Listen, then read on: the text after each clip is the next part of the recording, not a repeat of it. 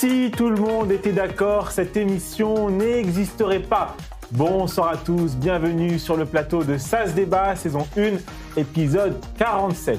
Un cycliste a pédalé 47 heures pour écrire « Never Again » au Tour d'Auschwitz. À quelques jours de la journée internationale de commémoration de la Shoah, le Tchèque Lukáš Klement a parcouru 1000 km dans la neige, le vent et le froid à travers la Pologne. Bravo à lui pour cet exploit. Au sommaire de l'émission ce soir, Donald Trump a-t-il lâché les Kurdes en Syrie? Qu'en pensent les débatteurs du soir? Réponse dans quelques minutes. Donald Trump a-t-il lâché les Iraniens? Qu'en pense Kairon? Le célèbre humoriste franco-iranien sera notre invité dans l'interview du Tac au Tac. Donald Trump figurera-t-il dans le tour de l'info préparé par Laura Amouyal? Réponse à 21h30. Comme une odeur d'élection législative en Israël, Gadi Eisenkot propose à Yair Lapid et Naftali Bennett de présenter une liste commune pour battre Benyamin Netanyahou. Qu'en pense Donald Trump? Débat en fin d'émission. Et à la fin de l'émission, Julien Assal aura carte blanche pour analyser, à sa manière, l'actualité. Allez, je vous présente le casting de ce soir.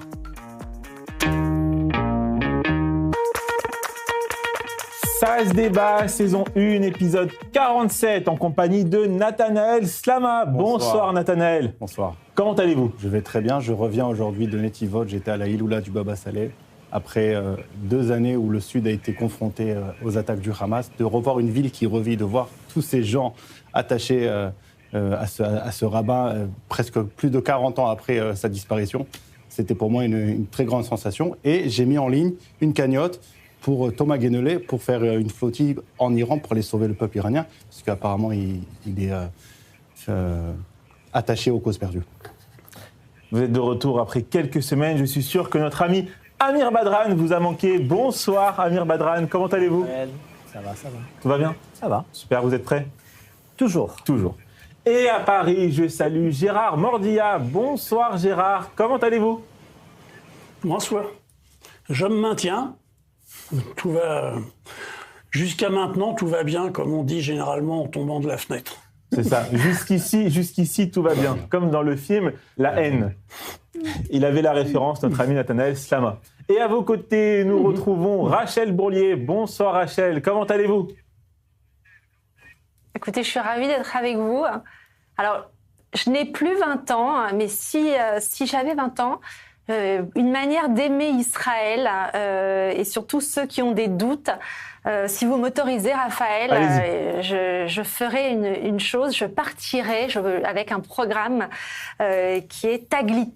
Et donc, j'ai une petite annonce, puisqu'ils lancent leur campagne les 25, 26, 27 à Lodon. Et ben voilà, je conseille à tous ceux qui nous regardent, c'est d'aller sur leur page Instagram, sur taglit.fr et de participer à cet appel. Et pour tous les jeunes qui veulent découvrir Israël autrement, ben c'est un programme exceptionnel. Bon, je n'ai plus 20 ans, mais bon, c'est pas grave. Il y a Sarel. C'est pour les jeunes. Je dis un mot à Rachel. C'est vrai qu'elle n'a peut-être pas exactement 20 ans, mais on dirait qu'elle a un tout petit peu plus. Et un petit oiseau m'a dévoilé quelque chose à propos de Rachel. Il paraît qu'elle a eu un anniversaire. Exactement. Il y a 2-3 jours. Et non, c'était hier l'anniversaire de Rachel. Ma chère Rachel, joyeux anniversaire. Joyeux anniversaire, Rachel. Même hier, droit au vœu de Julien Assal dans sa carte blanche. Toute l'équipe de SAS Débat vous souhaite le meilleur, Rachel, et merci pour votre fidélité à l'émission. Je vous aime tous. Je pense que c'est réciproque ici en plateau et j'imagine de tous nos téléspectateurs. Voilà. Découvrons à présent quels débatteurs ont gagné les face-à-face de l'émission d'hier. À la question Israël a-t-il raison de démanteler le siège de l'UNRWA à Jérusalem? Vous êtes d'accord à 98% avec Dov Maïmon. Et à la question Naftali Bennett aurait-il mieux géré l'après-guerre à Gaza que Benyamin Netanyahou? Vous êtes d'accord à 86% avec Meir Habib. Place à présent au premier débat de cette émission. Syrie, comment Ahmed al-Shara a défait les Kurdes grâce au lâchage américain? Cet article, que vous avez vu s'afficher à l'écran, de notre confrère, le grand reporter Georges Malbruno, a inspiré l'équipe de SAS Débat et nous avons posé 7 questions aux débatteurs. Kurde en Syrie, Donald Trump est-il un lâche ? Gérard Mordia a répondu oui et Nathanaël Slama a répondu non. SAS Débat saison 1, épisode 47, face à face numéro 1, c'est parti. Vous commencez 1 minute pour convaincre nos téléspectateurs. Nathanaël, vous enchaînez juste après. Tout le monde est prêt ? Oui. Gérard, c'est parti. C'est moi ? C'est à vous. Vous commencez. Trump est un lâche exemplaire, fort avec les faibles, faible avec les forts. En plus, il se conduit comme le grand sorcier du clan néofasciste international. En bon suprémaciste blanc, en impérialiste, il n'a évidemment que mépris pour les peuples, que ce soit les Kurdes, les Palestiniens, les Vénézuéliens, les Groenlandais.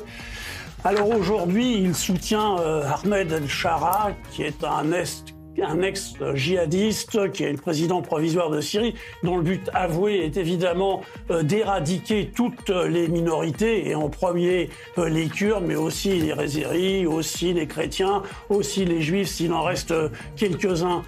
Donc, les Kurdes qui ont été en première ligne pour combattre l'État islamique sont honteusement lâchés par la communauté internationale. Et leur mort sera comme une tache de sang que toute la mer ne peut effacer, comme disait Lautréamont. Merci beaucoup. Nathanaël, c'est à vous. Alors lâche, dans une société moderne où on a tout de suite, on a du mal à voir la stratégie et les engagements. Aujourd'hui, Donald Trump, après 1 an de mandat, a pris énormément d'engagements sur la scène internationale et a su les respecter sur une grande majeure partie de ces engagements qu'il a pris. On a l'attaque en Iran, on a aussi l'action contre le Venezuela, on a une volonté de mettre un espace stratégique aujourd'hui de transfert de marchandises entre l'Asie et l'Europe en passant par le Moyen-Orient. Par contre, la lâcheté qu'on a vue, c'est celle de Barack Obama et des démocrates pendant 8 ans. On a eu presque 700 000 morts en Syrie dans la guerre civile depuis 2011, après le printemps arabe, qui a été engagé et soutenu par les Américains au début. Et ça, on n'a pas eu une seule intervention américaine. À la suite de ce printemps arabe, c'est Daesh qui est monté au pouvoir en Syrie et ça a apporté aussi du terrorisme en Europe. Donc, vous pouvez traiter de lâche qui vous voulez, mais au final, on se rend compte que quand Trump fait des choses, il le dit, quand il le dit, il le fait, et qu'au final, vaut mieux de temps en temps avoir peut-être quelques défauts, mais tenir une stratégie. Merci beaucoup à tous les deux pour ce face-à-face passionnant. Amir Badran, vous connaissez la première question. Est-ce que vous êtes d'accord avec Gérard à Paris ou avec notre ami Nathanaël ? Je dirais que je suis plutôt d'accord avec l'idée et la vision de Gérard, mais je dirais pas, je qualifierais pas lâche ou pas lâche. Je dirais que Trump, il est surtout quelqu'un d'instable, d'imprévu, hypocrite, et je dirais que son propre intérêt ou son intérêt politique qui prévaut à chaque fois, et il peut changer d'avis selon son propre intérêt. Et dans des situations pareilles, quand vous êtes le chef de la plus grande puissance mondiale, la situation devient très, très, très, très grave. Parce qu'en fait, quand vous menez une soi-disant politique pareille, quel exemple vous donnez aux autres ? Qu'est-ce qui est en train de se passer avec les autres acteurs dans les puissances internationales ? Et on a pu voir ça aussi dans les relations entre Donald Trump et Macron.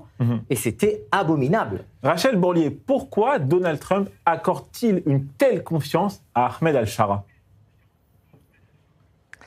Alors écoutez, moi je ne vais pas psychanalyser Trump, mais ce qu'on peut voir, c'est qu'il a fait un pivot, un changement d'intérêt froid et pragmatique. Et ce qui est vrai, c'est qu'il a donné sa confiance à El-Shara et à Erdogan également, à son nouvel ami.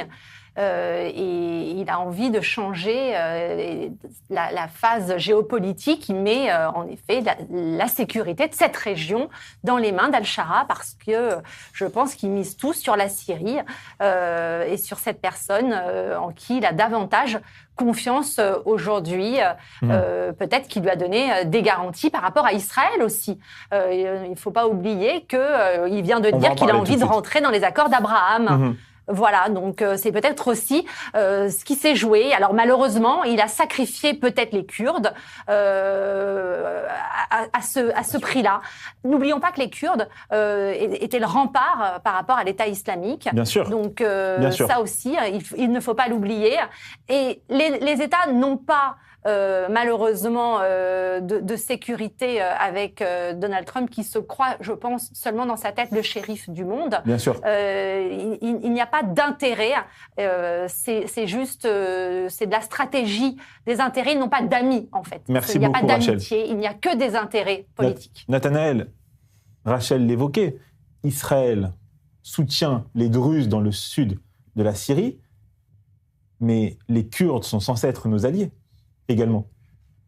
Peut-être, on ne sait pas. Il y a tellement de différences ethniques au sein même des tribus qui vivent au Moyen-Orient que de les mettre sous une bannière, sous une nation, c'est peut-être un paroxysme que font les Occidentaux depuis la fin de l'Empire ottoman. Qui vous a dit qu'il faudrait avoir un seul État en Syrie? Pourquoi pas 5 petits Émirats avec des minorités, ou comme disait notre cher ami à Paris, ou laisser les peuples gouverner? Nous sommes au Moyen-Orient dans une autre logique. Après, pour la question, est-ce que Trump va lâcher Israël? Je vais vous la faire courte. Je J'ai pas posé cette question. Je préfère le sol de Trump que le plafond de Kamala Harris. Gérard Mordia, on va expliquer la situation concrètement à nos téléspectateurs, parce que ça peut être un peu ubuesque pour les téléspectateurs qui nous suivent. Les Kurdes ont été armés et entraînés par les Américains. Mais en face, l'armée d'Al-Shara bénéficie d'un blanc-seing des Américains pour agir contre les Kurdes. C'est incompréhensible. Enfin, c'est incompréhensible à partir du moment où, encore une fois, Trump et l'administration américaine prétend régenter le monde et l'organiser à sa main. C'est là que c'est absolument incompréhensible et je crois que ce que je signalais, ce mépris absolu pour les volontés et la souveraineté des peuples, c'est ce qui caractérise absolument Trump. Je pense que d'ailleurs, ce mépris de la souveraineté des peuples, c'est aussi quelque chose que Trump exerce vis-à-vis de son propre peuple. Il n'y a qu'à voir comment ça se passe actuellement aux États-Unis avec ICE, etc., etc. Donc on est là face à quelqu'un qui finalement... plus ça va, plus il ressemble au personnage du dictateur dans le film de Charlie Chaplin. Voilà, c'est un espèce de bouffon criminel et qui fait que les gens se plient devant ça. Alors ça met aussi en évidence par rapport à nous, en tout cas en France, l'impuissance monstrueuse de l'Europe et une sorte d'acceptation d'une vassalité que le général de Gaulle, évidemment, au moins, lui, n'a jamais accepté. Amir Badran, les Kurdes auront-ils, selon vous, un jour une autonomie? Je parle d'autonomie, je parle même pas d'État indépendant. On en est loin aujourd'hui avec ce qui se passe. Écoutez, les Kurdes sont éparpillés non pas sur un seul État. Je parle pour l'instant des Kurdes de Syrie, parce qu'il y a des Kurdes en Turquie, il y a des Kurdes en Irak. Donc justement, si on est en train de parler des Kurdes, il faut savoir que la question ne se résume pas justement à la Syrie. Et donc si on veut parler d'autonomie, il faut voir aussi ce qu'il en est des autres Kurdes qui sont éparpillés un peu dans les autres pays du Moyen-Orient. Et pour en revenir à ce que Nathanaël tout à l'heure disait, je crois que c'est quand même un peu dangereux d'aller jusqu'à aussi loin, de voir un morcellement d'un État pour former 5 petits États, parce qu'il y a 5 différentes entités. Parce que vous savez, c'est tellement dangereux qu'on aurait pu faire pareil ici en Israël en disant, voilà, il y a les Mizrahi, il y a les Ashkénazes, il y a les Chilonim, il y a les Datim, il y a les Éthiopiens, il y a les Russes. Il n'y a pas parmi les Juifs. On ne peut pas faire ça. Et même parmi les Juifs, vous savez, même parmi les Juifs, il y a les Shomronim, il y a Il n'y a pas parmi les Juifs. Eux, ils disent ça exactement. Et eux, ils disent ça envers les autres Juifs, en disant que c'est pas les vrais Juifs. On s'éloigne pas trop du sujet. Donc pour tout dire, les Kurdes pour une autonomie. Je crois qu'il est intéressant de voir un peu les Kurdes autour des pays du Moyen-Orient pour en parler d'une certaine manière. Mettons-nous d'accord sur le fait que les accords de Sykes-Picot ont mis un balagan, un désordre sans nom au Moyen-Orient. Et qu'on est en train encore de payer de toutes les interventions de l'Occident au Moyen-Orient depuis la fin de l'Empire ottoman jusqu'à aujourd'hui. Il n'y a pas que Moyen-Orient. L'Europe a fait pareil en Afrique. Et aussi en Afrique. C'est ce que j'allais dire. Leur silence est troublant. C'est pareil en Afrique. Voilà. Exactement, avec les frontières qui ont été tracées. Tracé à la règle. À la règle. Non, pas Amir Badran, parce qu'Amir Badran, c'est vous, Rachel Bournier. Cette victoire d'Ahmed Al-Shara, il ne faut pas oublier, déjà, dans un premier temps, c'est ce que pense Trump, va peut-être permettre d'unifier la Syrie, ça vous le disiez tout à l'heure, mais il ne faut pas oublier aussi, et c'est important de le rappeler pour nos téléspectateurs, que les Kurdes avaient aidé, ça a été dit ici et là, les Occidentaux à combattre contre l'État islamique. On le voit d'ailleurs dans la série Le Bureau des légendes, une série que je recommande à tous les téléspectateurs, qui est très réaliste sur la réalité des Kurdes lors de cette période historique. C'est aussi et c'est ainsi qu'on les remercie. C'est ainsi qu'on remercie les Kurdes. Exactement, c'était un rempart aussi bien même pour Israël et pour la France. Donc nous, on met de l'émotion, mais encore une fois, je pense que la géopolitique, là, on voit ce qui est en train de se passer par rapport aux États-Unis. On est en plein dans la réelle politique. Et c'est même un message pour Israël qu'on peut même peut-être analyser. Ne jamais laisser une puissance étrangère, en tout cas ne pas laisser ses propres sécurités à une puissance étrangère. Ce que est en train de vivre malheureusement cette minorité, les Kurdes, ils ont cru aux Américains. Et tout à l'heure, Nathanaël venait de le préciser, je pense naïvement, en disant « moi, je préfère Trump, en tout cas les États-Unis ». En tout cas, la leçon qu'on vient de voir, je pense que Israël devrait compter sur sa propre autonomie. Merci beaucoup, Rachel. Et ne pas laisser un chèque en blanc. Ainsi s'achève ce premier débat consacré à la situation complexe, je vous l'accorde, en Syrie. Donald Trump a annoncé mardi que l'Iran serait rayé de la carte si Téhéran orchestrait son assassinat en réponse aux menaces d'un officier supérieur iranien. Et d'après le Wall Street Journal, le président américain continue de faire pression sur ses conseillers pour qu'ils élaborent des options militaires, entre guillemets, décisives contre l'Iran, quelques jours après avoir annulé des frappes contre la République islamique. Notre invité du jour arrive-t-il à suivre la position de Donald Trump sur l'Iran ? L'interview du tac au tac avec Monsieur Kairon, c'est maintenant.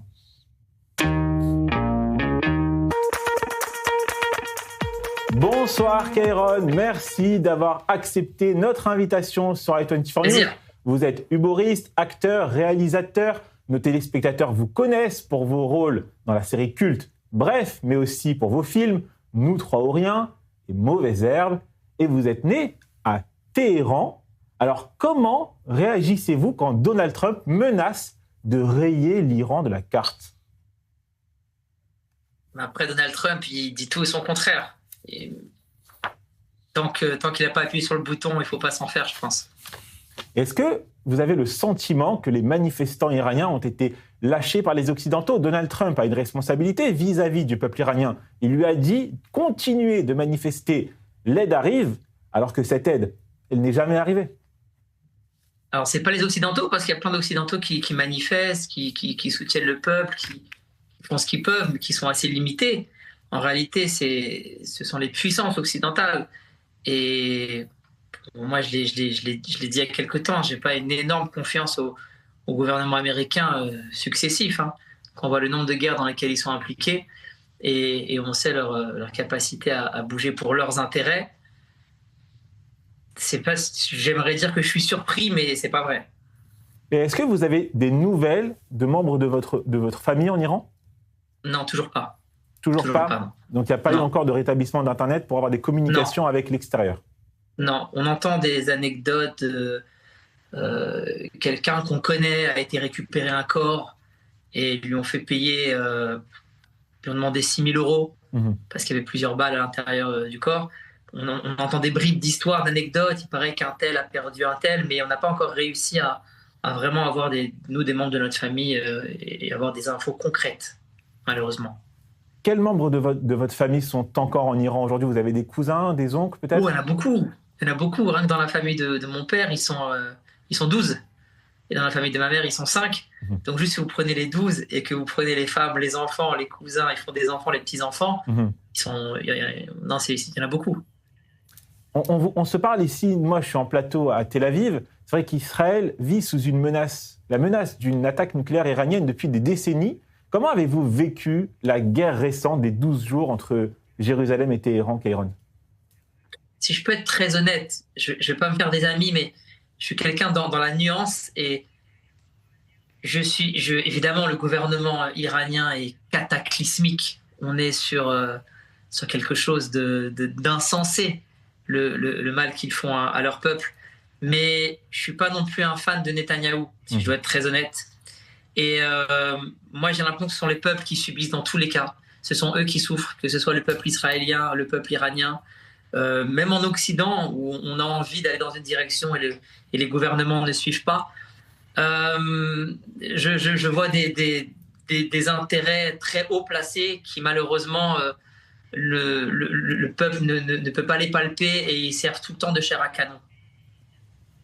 Vous savez, ici, c'est une émission de débat. Il y a des personnalités en plateau qui sont des opposants très hostiles à Benyamin Netanyahou et d'autres qui le sont moins, qui sont plutôt du côté de Benyamin Netanyahou. Et ici, on donne la parole à tout le monde. Et c'est ça aussi le concept de cette émission. Merci. Voilà, et vous avez évidemment la parole dans cette émission et il n'y a aucun problème avec ça. Parce qu'on n'est pas une chaîne gouvernementale, il faut le dire aussi. Voilà, on n'est pas une chaîne gouvernementale. Mais c'est super. Contrairement à ce que peut-être beaucoup peuvent penser en France, i24 News n'est pas une chaîne gouvernementale. Voilà. Ok. Je vous pose une autre question sur ce régime. La paix au Moyen-Orient, est-ce qu'elle est impossible, selon vous, tant que ce régime se maintient au pouvoir? C'est au-delà du régime. C'est quand on voit que l'embargo qu'il y a sur l'Iran, il sert le gouvernement iranien, parce que ça leur a permis... il faut comprendre que le gouvernement iranien, c'est vraiment une bande d'incompétents. Il faut comprendre que les gens qui sont placés au gouvernement iranien, ils ont juste dû faire serment d'allégeance à Khomeini et que c'est une succession. Ce sont les premiers à profiter de l'embargo. Mais quand on voit que de l'autre côté, les États-Unis aussi imposent ça, quand on voit que les pays arabes pourraient aider, qu'ils ne le font pas, sincèrement, je ne suis pas un spécialiste de ça. Moi, j'essaie toujours de donner mon opinion de façon artistique à travers des projets. Vous l'avez dit tout à l'heure, Notre Orient, là, en ce moment, c'est une pièce de théâtre. On va en parler. Qui s'appelle Alba et Sadar. On va en parler. Et je ne suis pas un spécialiste. Et pour vous dire, j'ai même oublié votre question. Le temps que j'ai commencé à répondre, vous pouvez me la répéter. Il a placé. Alors, juste. Évidemment que je l'ai placé. non, mais c'est sûr et certain, mais quoi qu'il arrive, on va en parler. Parce que, sachez. Je ne l'ai pas placé pour la promo. Hein. Non, je c'est sais. sincère. Mais quoi qu'il arrive, vous inquiétez pas, on va en parler. Et sachez ici, autour de la table, dont le présentateur de cette émission est extrêmement fan de vous. Je suis venu vous voir sur scène à Paris il y a quelques années, mais bon, on va en parler juste après. Mais je vous jure que c'était pas pour dévier du sujet. Pas du tout. C'était vraiment pour dire que, en fait, il y a des choses que je ne maîtrise pas. Je sais juste que le gouvernement iranien est une plaie. C'est un des rares gouvernements qui est une plaie pour son peuple et pour les autres s'ils arrivent à se propager. Kairon, une dernière question et après je vais passer la parole aux débatteurs qui ont aussi des questions pour vous. Là, on voit sur les réseaux sociaux la diaspora iranienne, même dans la rue, à Paris, en France, partout, la diaspora iranienne n'est pas unie dans son opposition au régime. Certains disent ni Shah ni Mollah, quand d'autres militent pour le retour du fils du Shah. Vous êtes plutôt ni Shah ni Mollah? Oui, parce que après, moi, c'est particulier. Je viens d'une famille de résistants. Donc, j'ai vu mon père, mes oncles et leurs amis lutter contre le Shah qui était un dictateur. Il faut être honnête, il faut dire qu'à l'époque du Shah d'Iran, il y avait beaucoup plus de liberté individuelle. L'Iran était à cette époque-là un pays moderne, l'Iran n'avait rien à voir avec ce qu'elle est aujourd'hui, mais ça restait quand même un despote. Le Shah d'Iran reste quelqu'un qui a envoyé des gens en prison, qui les a torturés parce qu'ils étaient contre son régime. Et mon père en fait partie. Donc, il ne faut pas attendre de moi que je dise vive le retour du fils du Shah qui n'a jamais condamné les actes de son père. Et de l'autre côté, évidemment que si je dois choisir entre le Shah et les mollahs, c'est sûr que je préfère le Shah. Il n'y a pas de il n'y a pas de sujet. Mais je pense que l'Iran mérite d'avoir des vraies élections gérées par elle-même et pas par quelqu'un qui dit « moi, je viens juste pour vous aider à faire les élections ». Après, le pouvoir, j'en veux pas. Sachant que c'est ce qu'avait dit Khomeini aussi. Kairon, Rachel Bourlier à Paris a une question pour vous. Avec plaisir. Bonsoir Kairon, comment ça va? Ça va?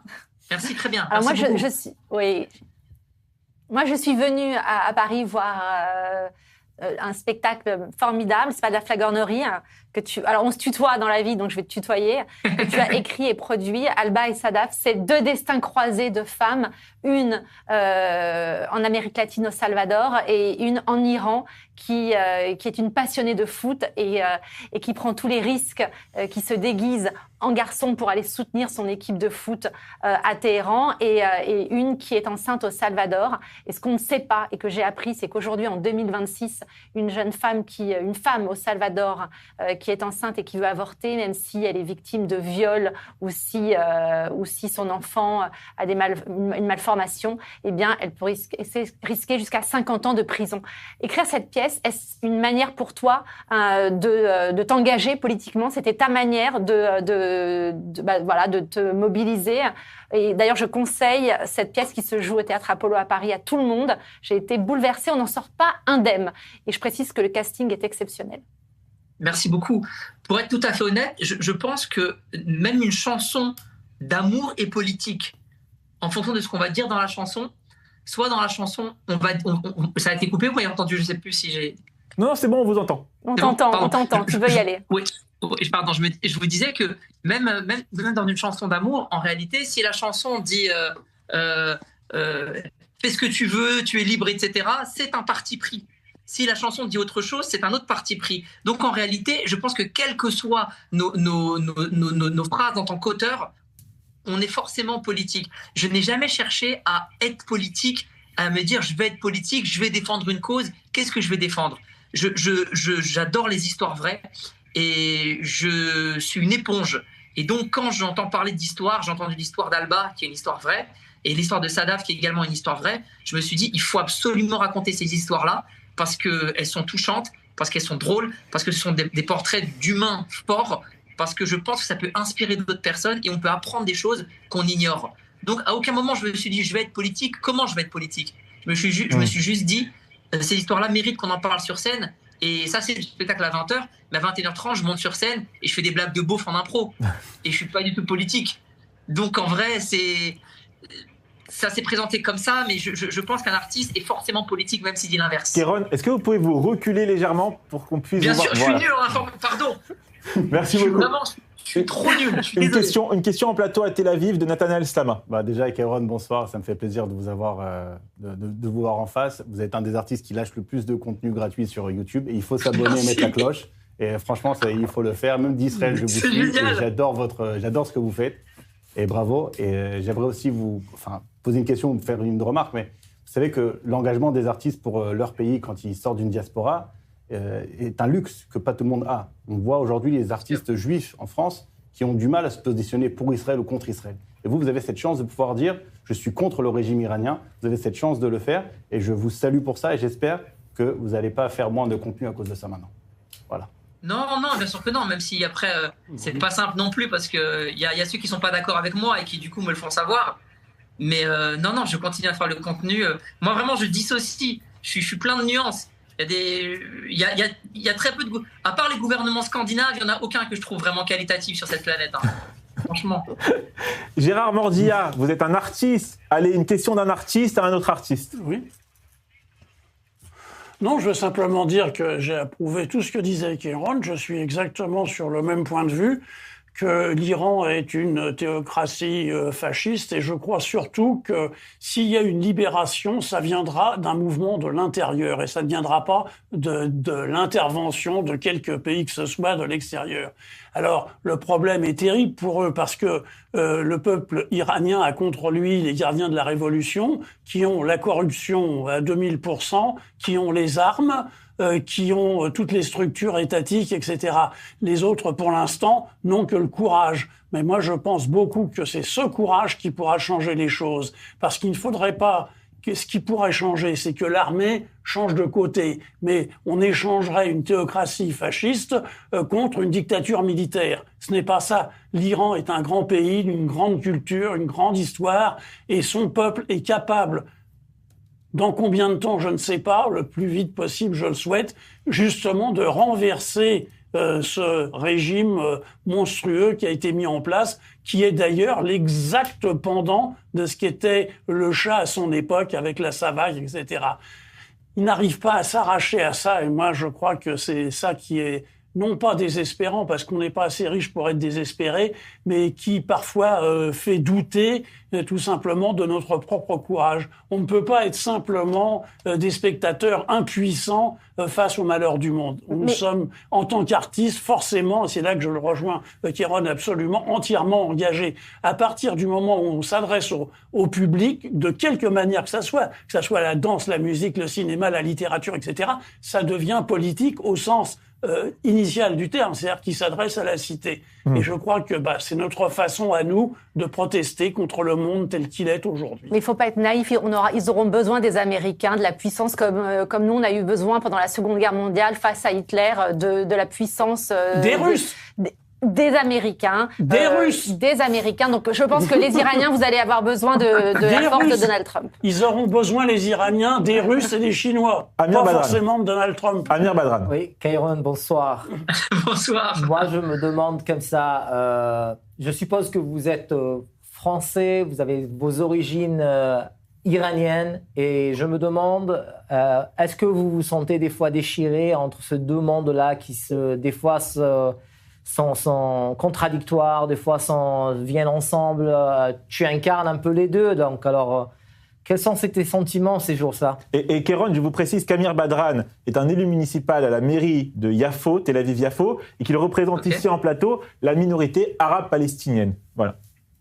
D'accord, bravo à tout le monde. Je ne sais pas quoi faire de cette info. Allez-y, Kéron. Pardon. C'est rare En tout cas, qu'il ait pas de parti. la diversité, c'est magnifique. Ce serait mentir parce qu'aujourd'hui, j'ai jamais voulu jouer la carte iranienne. Moi, je parle persan, je parle farsi, pardon, mais qu'avec mes parents. Donc, je ne connais aucun gros mot en iranien. J'ai un tapis qui vient d'Iran. J'adore la bouffe de ma mère et je connais l'histoire de mes parents. Mais j'ai jamais été en Iran. Je ne sais pas lire ni écrire le farsi, même si je le parle. Je ne suis pas au courant de ce qui se passe là-bas, à part quand les événements dépassent le cadre national et viennent jusqu'en France. J'ai jamais voulu être un porte-drapeau parce qu'en réalité, même quand on me dit cinéma iranien, je rigole, je dis mais vous êtes des malades. Moi j'ai le luxe, j'ai des chefs-op ici, j'ai des autorisations, si je veux filmer là-bas, je parle de ce que je veux.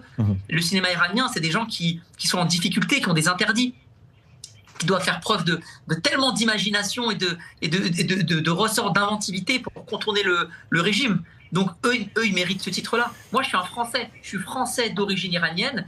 Et forcément, par rapport je suis humain, donc ce qui se passe en Iran me touche.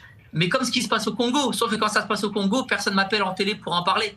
Donc quand c'est pour l'Iran, comme j'ai fait un film sur l'Iran et que je suis iranien, on me donne la parole. J'essaie de pas parler, de venir commenter l'actualité. La seule raison pour laquelle je l'ai faite récemment, c'est parce qu'il n'y avait plus Internet. Et quand il n'y avait plus Internet, là, ma voix pouvait servir à quelque chose. Mais j'essaie de faire en sorte de venir et qu'on parle plus de mon travail que de devenir un porte-drapeau. Donc en réalité, moi, ce dilemme, sincèrement, ce serait facile pour moi de dire oui, je suis déchiré, mon cœur entre la France, où on me fait sentir que nanana, et l'Iran, où on me fait sentir que... Sincèrement, je suis français. Je suis français d'origine iranienne. Et j'adore avoir cette double culture. J'aurais aimé aussi avoir une troisième culture et une quatrième culture, parce que je trouve que ça enrichit un être humain. Mais je suis pas déchiré. Pour moi, c'est des choses qui s'accumulent et qui sont positives. Amir Badran, je vous recommande le film Nous trois ou rien de Kéron. Vraiment, il faut que vous le regardiez. Je le regarderai. Alors, on va parler de votre art, Kéron. J'ai assisté, comme je vous l'ai dit tout à l'heure, au spectacle Dragon il y a quelques années avec ma sœur. Oh, trop bien. Honnêtement, c'était une soirée exceptionnelle et je pense que le mot qui peut le plus qualifier cette soirée, c'est unique. Alors, Kéron, est-ce que l'aventure Dragon continue? Là, il me reste 10 dates. Ok. Après les 10 dates, on arrête. Et ensuite, je vais faire une petite pause pendant 1 an et quelques. Ok. Et je cherche dans quelle salle revenir. Je ne sais pas encore dans quelle salle revenir. Il faut que je change. Il faut que j'étoffe aussi un peu plus mon stock de blagues. Parce que ceux qui ne me connaissent pas ne savent pas, mais j'ai un stock de blagues de plusieurs heures. Et chaque soir, je puise une partie dans le stock et puis le reste, je le fais en impro. Et du coup, chaque soir est différent. C'est pour ça qu'il y a des gens qui sont revenus 5 fois, 10 fois, etc. Là, il faut que j'écrive de nouvelles choses. Et j'ai besoin de... C'est nul, j'ai pris 3 chiots. J'ai 3 chiots à la maison dont je m'occupe H24. Et ils me prennent beaucoup d'énergie. Et il faut que je mette mon travail aussi un peu de côté. On voit ça sur Instagram. Dire ça à la télé. Il y a ça, j'adore. C'est la vérité. il y a ça, il y a aussi le futsal, le five. Alors là, si vous me lancez sur ça, on peut en parler des heures. C'est ma passion. Voilà, Aïe, c'est ma aïe, passion. aïe. Non, mais c'est comment les Parisiens ils vont trouver un travail et s'ils vont pas au spectacle de Karen. Mm. Ouais, mais en fait, maintenant, je vais prendre un peu de recul sur le spectacle et je vais reprendre, j'espère, en 2027 ou 2028.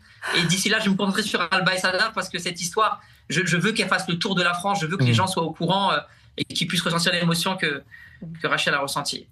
Kéron, dans votre spectacle, souvent, il y a des interactions avec le public et vos spectateurs vous confient des choses. Parfois, ce sont des histoires absolument incroyables. Et vous le dites vous-même, vous avez le meilleur public de France parce qu'ils se confient à vous, ils vous racontent leur intimité.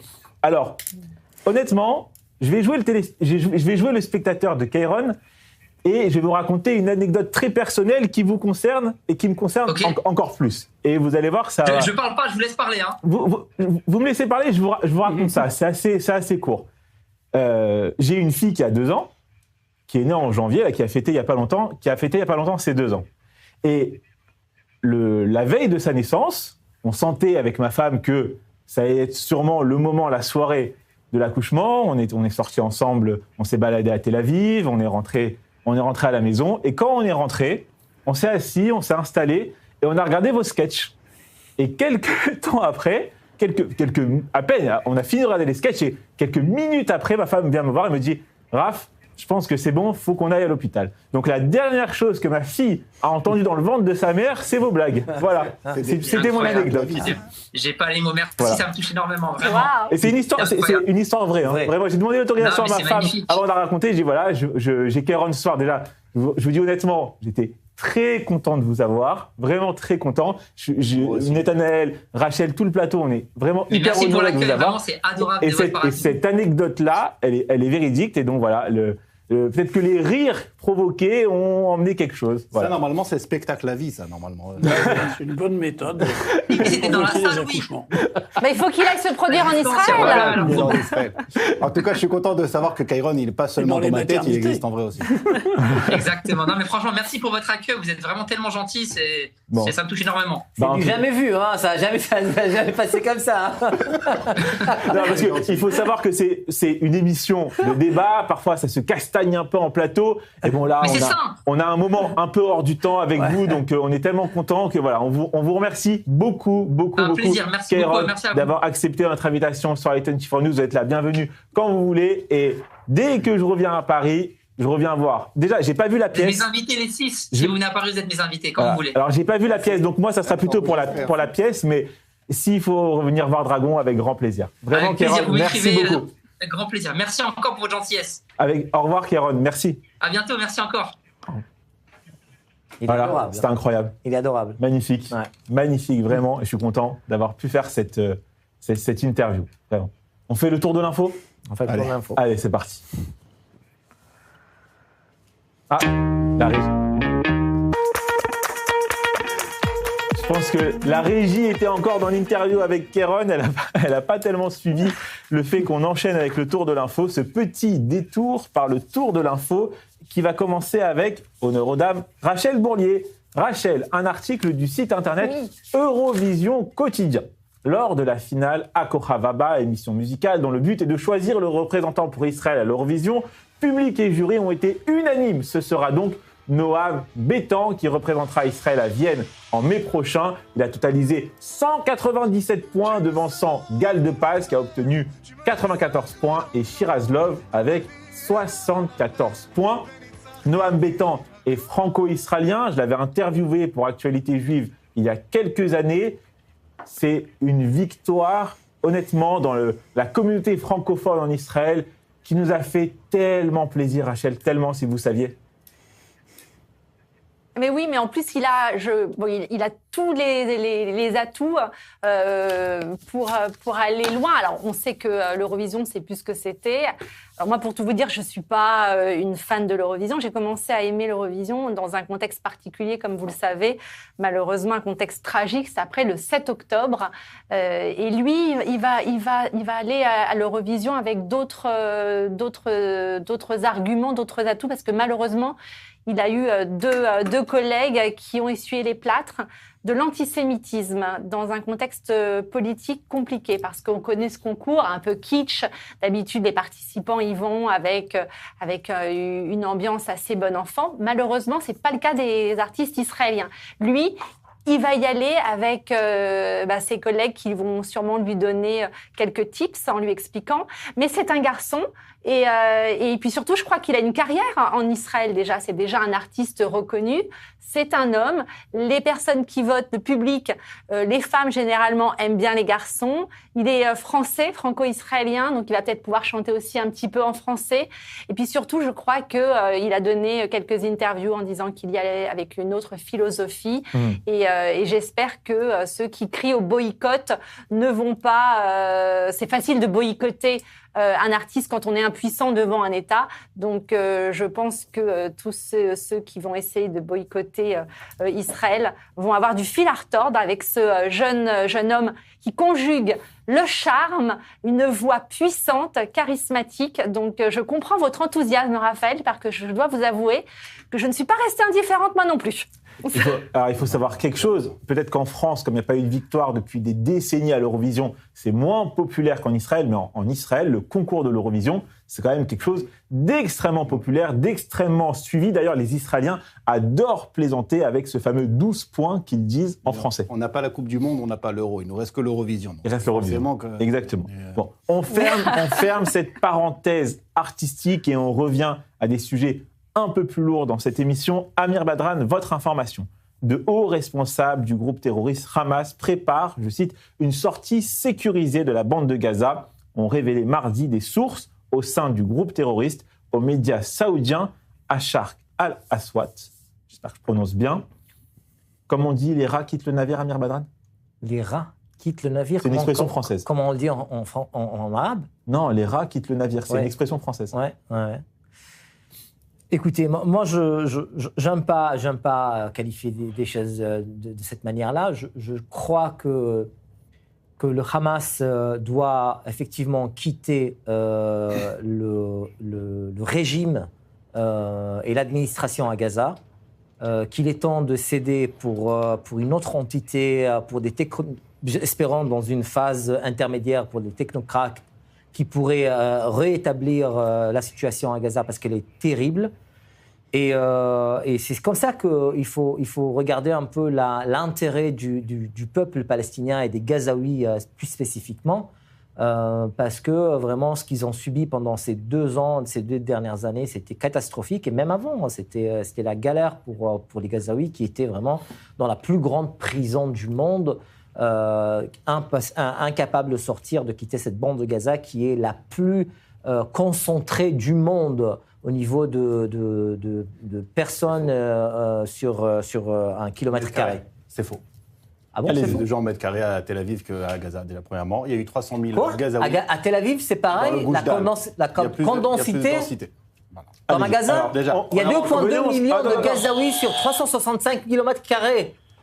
Vous savez quelle est la condensité des gens ? C'est la plus forte au monde. Je vais répondre rapidement. Répondez sur le Hamas. Alors, avant le 7 octobre...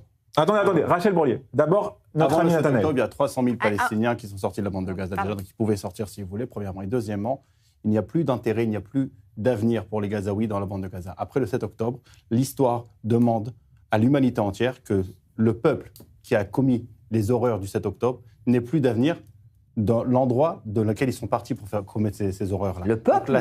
Mais quel peuple ? La seule solution... Mais vous généralisez d'une manière terrible, mais c'est des propos racistes. La libération des terres mais c'est des propos racistes que vous dites. De cette population qui a fait toutes les horreurs... On laisse répondre Rachel, et après Gérard, et après on avance. Rachel, c'est à vous. Non, en fait, ce que je voudrais dire à Amir, ce qu'il faut décrypter, c'est que le Hamas, les responsables qui restent là-bas, vont abandonner les civils et eux vont partir, en fait. Après les avoir utilisés comme boucliers humains, Là, comme ils sont totalement démunis, il ne leur reste plus rien. Ils ont bien compris que leur seul the last dance qui leur reste, c'est de se sauver. Et donc, ils abandonnent dans le chaos les civils et eux, ils vont essayer d'aller se trouver une place au chaud et de partir. Les lâches jusqu'au bout. Gérard Mordia, allez-y, après on avance. Non, juste pour dire que ce qui s'est passé à Gaza restera dans l'histoire comme un génocide.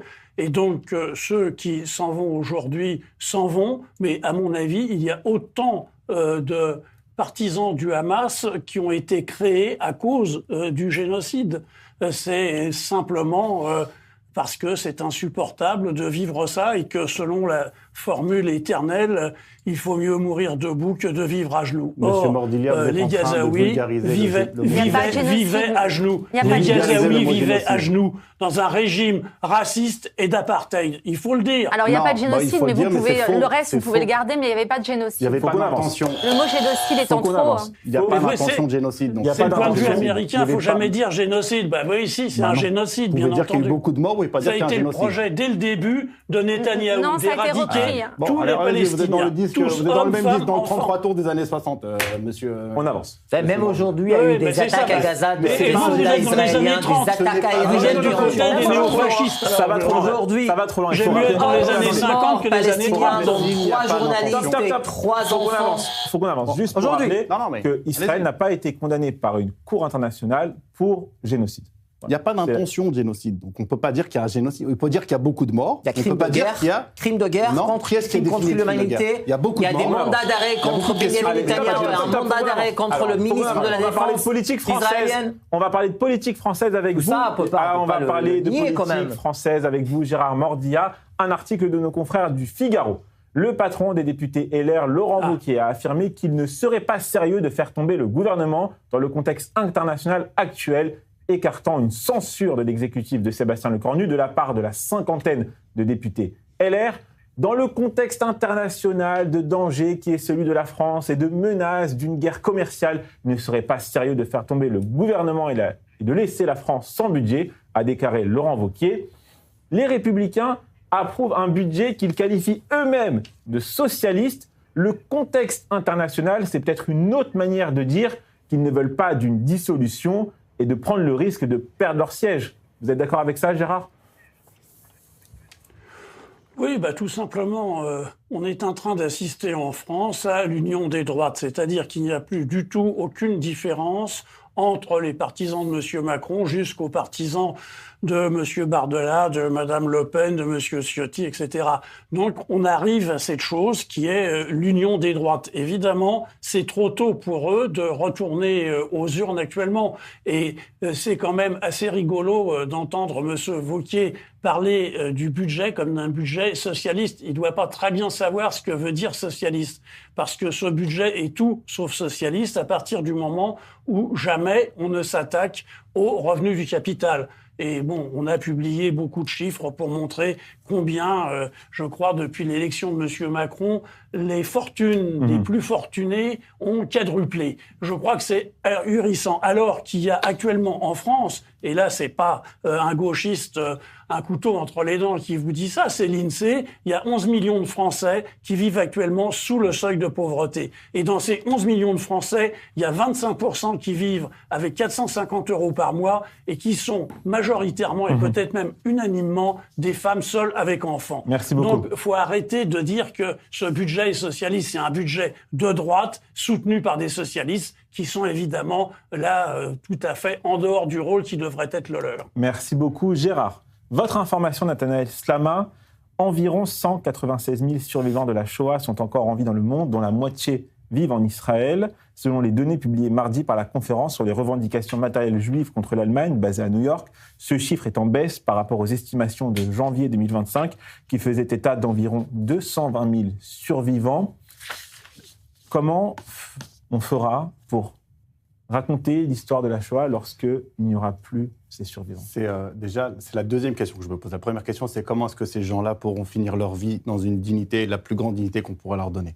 La deuxième question, c'est le Ce qui n'est devoir pas de le cas malheureusement ici en Israël. Pas beaucoup malheureusement. Ça, c'est premièrement. Le deuxièmement, c'est le devoir de mémoire. Nous, on a eu la chance de connaître des survivants de la Shoah. On a connu des gens que les vivants. On va se retrouver dans 20 ans, dans 30 ans, dans 40 ans. On pourra vulgariser à la télévision le mot génocide sans savoir de quoi on parle. Et on devra dire, nous, expliquer ce qui s'est passé en Europe entre 39 et 45, raconter la Shoah, sans la vulgariser, mais non plus sans s'en servir comme un outil politique. Et c'est ça le défi. Et il faut aujourd'hui prendre le maximum d'informations qu'on a encore, qu'on peut conserver et travailler dessus. On a fait un peu long avec Aaron, je pense que ça valait le coup pour nos téléspectateurs. On ne va pas pour autant annuler le deuxième débat, vous aurez bien votre minute, mais on va faire des réactions rapides avant de conclure l'émission. L'ancien chef d'état-major de Tsahal, Gadi Eisenkot, à la tête du nouveau parti, Yachar, a proposé une fusion majeure au sein de l'opposition entre son parti Yesh Atid, du chef de l'opposition Yair Lapid, et le parti de l'ancien Premier ministre Naftali Bennett, a rapporté mardi la télévision israélienne. Cette proposition choc a inspiré 7 questions à l'équipe de SAS Débat.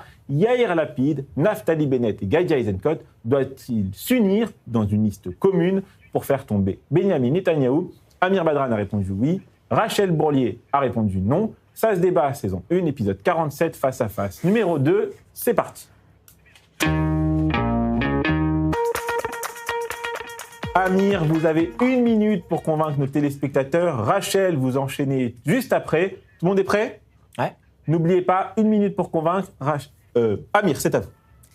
Alors, il faut d'abord connaître la spécificité du système électoral israélien et enchaîner avec le fait que les partis boycottent, que ces partis-là boycottent les partis politiques qui représentent la population arabe, qui compte 20% de la population. Cela est très grave. Ensuite, il faut comprendre qu'il ne suffit pas d'avoir un maximum de votes pour sa propre liste, mais il faut toujours voir qu'il faut créer un bloc pour pouvoir justement avoir plus de 61 sièges au sein du gouvernement pour former cette coalition du gouvernement. Pour pouvoir en créer un maximum de chances, ces partis doivent être ensemble, ces 3 partis doivent se regrouper sous une seule liste pour aussi éviter le fait qu'il y a une certaine possibilité qu'ils n'arrivent pas à franchir le seuil d'éligibilité. Merci beaucoup Amir Badran. Rachel, c'est à vous. Alors, cette union entre Lapid, Bennett et Gadi Eisenkot, c'est l'image même du gâteau qui sort du four.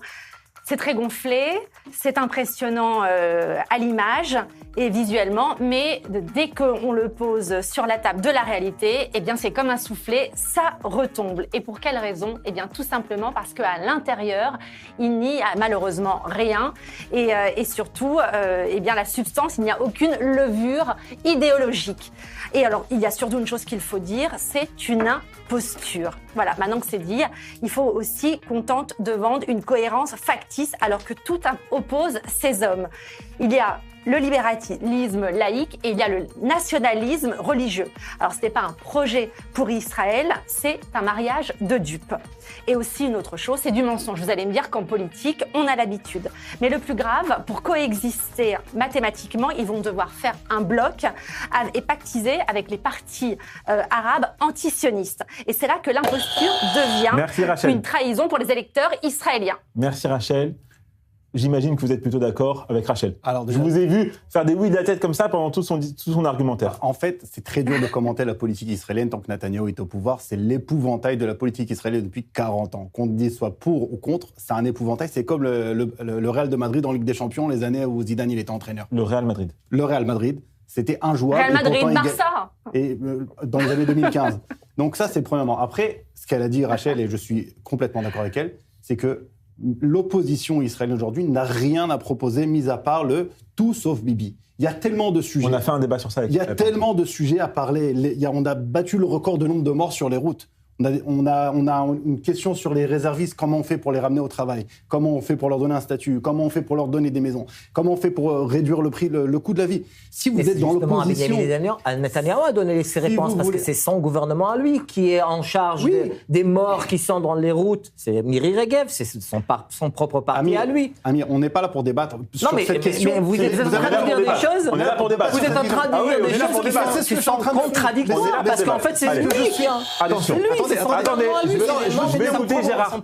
Je vais écouter Gérard. J'ai juste fini mon propos. Rapidement. Il y a tellement de sujets qui pourraient faire tomber le gouvernement israélien, mais ils sont focalisés sur le tout sauf Bibi, et c'est pour ça qu'ils sont... C'est vrai, Mais rien ne marche dans ce pays, rien ne marche. c'est vrai, Gérard Mordia, j'imagine que vous n'êtes pas un expert de la politique interne israélienne, mais il n'y a pas, en Israël, il y a une spécificité, c'est qu'il n'y a pas vraiment de programme politique. On s'affronte sur des slogans, les campagnes politiques sont pleines d'invectives et très peu de programmes politiques. Est-ce que vous pensez que le tout sauf Bibi, ce slogan de la gauche israélienne, peut encore fonctionner ? Moi, je suis surtout effrayé de la faiblesse de la gauche israélienne, à part quelques intellectuels, quelques historiens. On a l'impression que le parti de la paix n'existe plus, et que cette gauche n'a plus aucune force. Alors c'est vrai qu'on ne peut être que contre Netanyahou, qui est un criminel de guerre et qui, j'espère, sera jugé comme tel. Mais je ne sais pas si ça fait un programme. Je ne connais pas assez les secrets de la politique israélienne pour le dire. Je pense qu'on a essayé plusieurs fois de l'emmener au procès, qu'il a réussi toujours en organisant des guerres à s'en défaire. Il reste 50 secondes. C'est pas un programme politique. Merci beaucoup Gérard, faut qu'on conclue. Et Amir Badran, vous incarnez peut-être l'avenir de la gauche israélienne. Le camp de la paix, c'est peut-être vous qui l'incarnez aujourd'hui. Je l'espère. En tout cas, oui, je fais partie du parti Hadash, qui est un parti de juifs et arabes qui refuse la colonisation, la dominance de notre peuple et la création de 2 États pour 2 peuples. Le mot de la fin ? Le mot de la fin, Am Israël Chai, et on finira par gagner, vous inquiétez pas. Merci à tous pour ce débat. C'est malheureusement pas l'heure de la carte blanche de Julien Assal telle que je l'avais écrit dans mon prompteur, parce qu'on n'a pas eu le temps de la diffuser malheureusement.